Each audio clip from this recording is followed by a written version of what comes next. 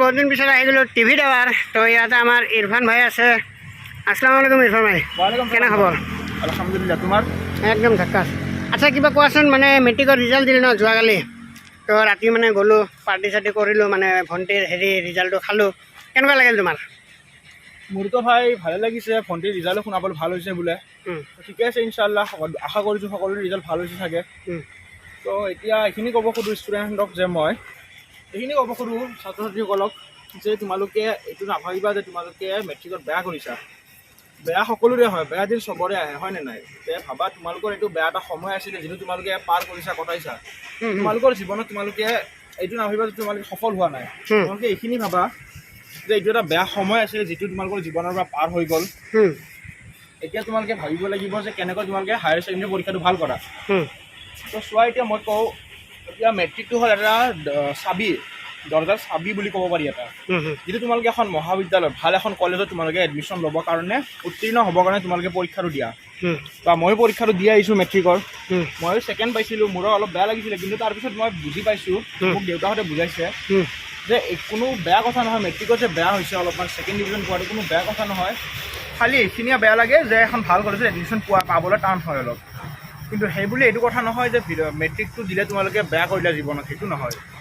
Government কলেজত মানে chance পোৱাটো অলপ টান হয়। হয়, গভৰ্ণমেণ্ট কলেজত তোমালোকে চান্স নাপাবা, কিন্তু অলপ ট্ৰাই কৰি অলপ মাথা মাৰিলে তাকো পাব পাৰা, যদি কোনোবা চিনাকি থাকে বা কিবা হয়।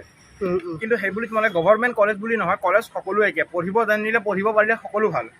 তো এটা শিক্ষানুষ্ঠান বুলি কেনে কোনো বেয়া নহয়। কিছু বহুতে কয় যে শিক্ষানুষ্ঠান এইটো ভাল নহয়, সেইটো ভাল নহয়, সেইটো কথা নহয়।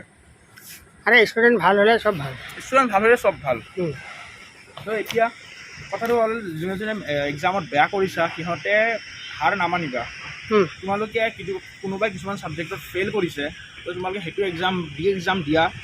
যিহেতু এক্সামৰ এইটো আজিকালি এটা নিয়ম হৈছে যে যিটো এক্সাম দি কেনে তোমালোকে পাছ কৰিব পাৰা কম্পাৰ্টমেণ্টলি। তো এইটো তোমালোকে দি কেনে এক্সামটো ওলাই আহা। ওলাই কিনে তোমালোকে এখন শিক্ষানুষ্ঠানত লোৱা, শিক্ষানুষ্ঠানখনত তোমালোকে যোৱা, ভালকৈ পঢ়া শুনা কৰা। তোমালোকে ভালকৈ পঢ়া, মনৰ এটা আশা যিটো থাকে তোমালোকৰ কিবা হ'ম বুলি ভাবিছে, সেই আশাটো তোমালোকে গঢ়ি ৰাখা।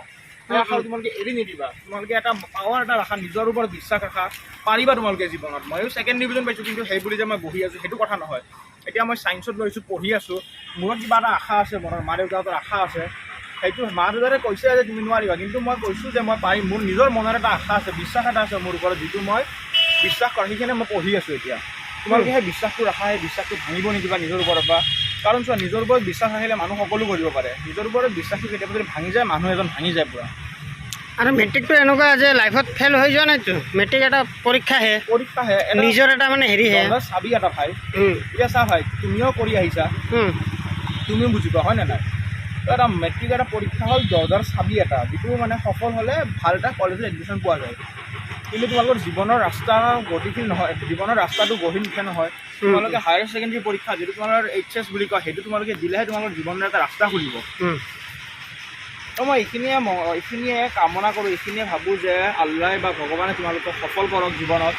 তোমালোকে যাতে কেতিয়াও এইখিনি নাভাবা যে হাৰি গৈছোঁ। আৰু এটা মেছেজ দিব খোজোঁ যে বহুতো ষ্টুডেণ্টে মেট্ৰিকটো ছেকেণ্ড ডিভিজন পালে বা ফাৰ্ষ্ট ডিভিজন পাই লেটাৰ নাপালে ছুচাইড কৰি লয়। সেইটো কথা নহয়। তোমালোকে ছুচাইড কৰিব কিয় লগা হৈছে? তোমালোকে এইটো ভাল কৰা নাই। তোমালোকে এটা কলেজত এডমিশ্যন লৈ পঢ়ি কেনে মনৰ আশাত বিশ্বাস ৰাখি কিনে পঢ়ি কেনে তোমালোকে হায়াৰ ছেকেণ্ডেৰী ভাল কৰা।